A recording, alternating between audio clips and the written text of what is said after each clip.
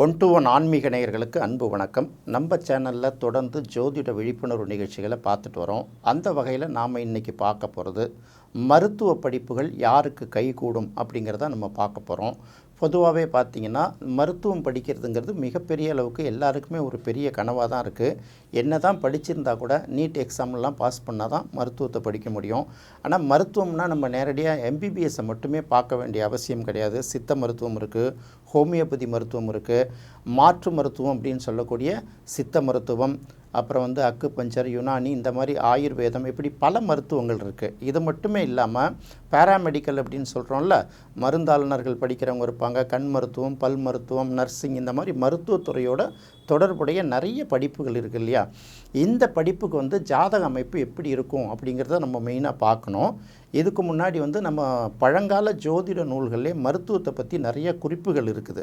இந்த மருத்துவத்தை பற்றி என்னென்ன குறிப்புகள்லாம் இருக்குது அப்படின்னு பார்க்கும்போது, பொதுவாக நம்ம தமிழில் தான் இந்த நாடி அப்படின்னு சொல்லுவாங்க. இப்படி கையை பிடிச்சி பார்த்து வாத நாடியா, பித்த நாடியா, சிலேட்டும நாடியா அப்படின்னு பார்த்து நம்ம சொல்லுவோம்ல, மிகினும் குறையினும் நோய் செய்யும் நூலோர் வலிமுதலா எண்ணிய 3 அப்படிங்கிறாங்கல்ல.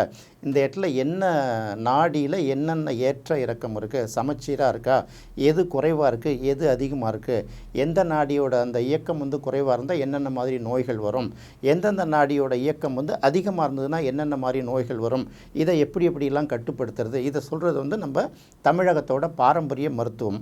இதே போல் ஒரு நாட்டுக்கும் ஒரு மருத்துவம் உண்டு. எல்லா மருத்துவ முறைகளும் சிறப்பாக இருந்தாலும் உலக நாடுகள் முழுக்களும் பல நாடுகள் அங்கீகரிக்கப்பட்ட ஒரு மருத்துவமாக இருக்கிறது அலோபதி மருத்துவம். இந்த அலோபதி மருத்துவத்தாலேயே அனைத்து நோய்களும் குணமாயிடுமா அப்படின்னா நம்ம உறுதியாக சொல்ல முடியாது. இந்த மருத்துவத்தை செய்யக்கூடியவர்கள், மருத்துவம்னா மருத்துவ சிகிச்சை பார்க்கக்கூடியவர்களாக இருக்கலாம், மருந்து உற்பத்தியில் ஈடுபடக்கூடியவர்களாக இருக்கலாம், அல்லது மருந்து விற்பனை செய்யக்கூடியவர்களாக இருக்கலாம், மருந்து சார்ந்த இதர துறைகளில் பணியாற்றவங்களாகவும் இருக்கலாம். இவர்களுக்கு என்ன கிரகங்கள் ஒர்க் அவுட் ஆகுது அப்படின்னு பார்க்கும்போது, நம்ம பண்டை கால ஜோதிட நூல்கள் பார்த்தோம்னா வாதம், பித்தம், சிலேட்டம் அப்படிங்கிறோம் இல்லையா. இந்த வாதம் அப்படின்னு பார்க்கும்போது அந்த குரு, புதன், சனி, இந்த 3 கிரகமும் வாதங்களை குறிக்கக்கூடிய ஒரு கிரகமாக நம்மளோட பண்டைய கால ஜோதிட நூல்களில் சொல்லப்பட்டிருக்கு. அடுத்தது பித்தம் அப்படின்னு வரும்போது பார்த்திங்கன்னா சூரியன், செவ்வாய், அப்புறம் ராகு மாதிரி நிழல் கிரகங்கள், இதெல்லாம் பார்த்திங்கன்னா பித்தத்தை குறிக்கக்கூடிய கிரகங்கள் அப்படிங்கிறோம். அடுத்தது சிலேத்துமம் அப்படின்னு சொல்லுவாங்க. சிலேத்துமம்னா என்னது, அது குளிர்ச்சியான உடம்பை குறிக்கக்கூடியது இல்லை. அப்போ நீர் கிரகங்கள் அப்படின்னு சொல்லக்கூடிய சந்திரனும் சுக்கிரனும் பார்த்திங்கன்னா சிலேத்தும நாடிக்குரிய கிரகங்கள் அப்படின்னு அந்த இடத்துல குறிக்கப்பட்டிருக்கு. அந்த அடிப்படையில் தான் அந்த நாடியை பிடிச்சி பார்த்து, அதாவது இப்போ நம்ம போகும்போதே என்ன பண்ணுவாங்கன்னா செக் பண்ணி பார்க்குறதுங்கிறத விட கையை பிடிச்சி பார்த்தே இதில் இந்தந்த மருத்துவ குறைகள் இருக்குது, இந்தந்த தாக்குதல் இருக்குது, இதை சரி பண்ணணும் அப்படின்னு சொல்கிறது நம்ம நாட்டு மருத்துவ முறைகளில். அந்த அடிப்படையில் தான் இந்த வாதம், பித்தம், சிலேட்டுமத்துக்கு என்னென்ன கிரகங்கள் அப்படின்னு சொல்லியிருக்காங்க. ஜோதிட ரீதியாக மருத்துவ கிரகங்கள் அப்படின்னு பார்க்கும்போது 3 முக்கியமான கிரகங்களை நம்ம எடுத்துக்கிறோம். ஒன்று சூரியனை நம்ம அலோபதி மருத்துவமாக எடுத்துக்கிறோம். அடுத்தது செவ்வாயை பார்த்திங்கன்னா ஹோமியோபதி மருத்துவமாக எடுத்துக்கிறோம். அடுத்தது கேதுவை பொறுத்த வரைக்கும் நம்ம சித்த மருத்துவமாக எடுத்துக்கிறோம். இந்த சித்த மருத்துவங்கிறது இந்த இடத்துல ஒவ்வொரு ஆல்டர்னேட்டிவ் மெடிசின் அந்தந்த நாடுகளுக்கு தகுந்த மாதிரி எடுத்துக்கலாம். இந்த 3 கிரகங்கள் தான் மருத்துவத்தை பற்றி சொல்லக்கூடிய ஒரு கிரகங்கள் அப்படிங்கிறத நம்ம ஜோதிட நூல்களில் ஜோதிட ஆராய்ச்சியாளர்கள்லாம் நிறைய சொல்லியிருக்காங்க. அப்படி பார்க்கும்போது ஒருத்தர் மருத்துவத்தை தெரிந்து வைத்திருப்பாரா, மருத்துவத்தை படிப்பாரா, என்னென்ன மாதிரி படிப்பார் அப்படின்னு பார்க்கும்போது இந்த 3 கிரகங்கள் தான் அதை உறுதி செய்யுது. ஒன்று எப்படி பார்த்திங்கன்னா அந்த ஜாதகத்தில் சூரியன், செவ்வாய், அடுத்தது கேது, இது நல்ல நிலைமையில் இருந்தால் அவர்களுக்கு மருத்துவம் மீது இயல்பாகவே ஒரு ஆர்வம் வருது. அடுத்தது இந்த செவ்வாயோட ராசிகள் அப்படின்னு சொல்லக்கூடிய மேஷம், விருச்சிகம், அப்புறம் சிம்ம ராசி, சூரியனுக்குரிய ராசி இருக்கு இல்லையா. இந்த 3 ராசிகளை ராசியாவோ லக்கணமாக கொண்ட மருத்துவர்கள் அந்த துறையில் பெரிய அளவுக்கு சாதனை செய்கிறாங்க அப்படிங்கிறது ஒரு குறிப்பு.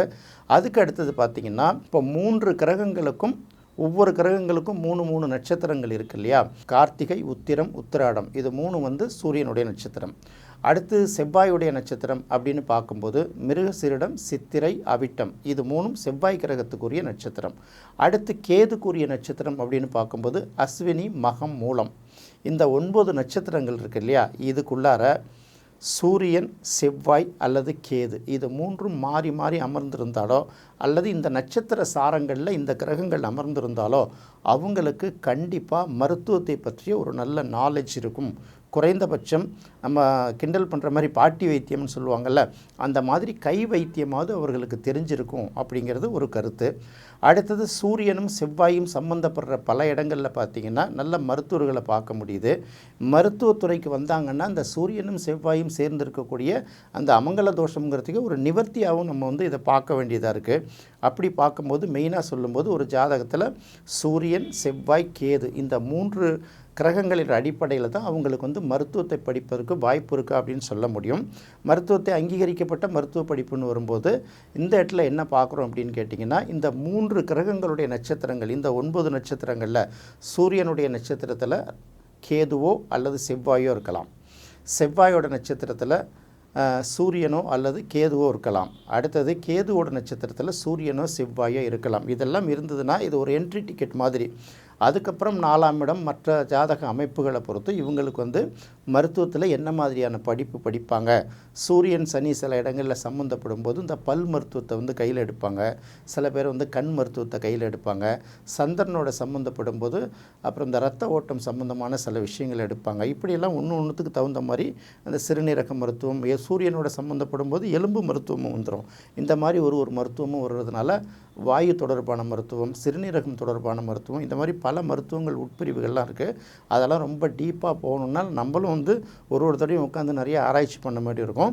இருந்தாலும் மருத்துவத்துக்குரிய கிரகங்கள், மருத்துவ படிப்பை சொல்லக்கூடிய கிரகங்கள் அப்படின்னு பார்க்கும்போது சூரியன், செவ்வாய், கேது அதற்குரிய நட்சத்திரங்களில் இந்த 3 கிரகங்கள் எங்கே வேணால் இருந்தால் கூட அவர்களுக்கு அதிக வாய்ப்பு இருக்குது அப்படிங்கிறது தான் உண்மை.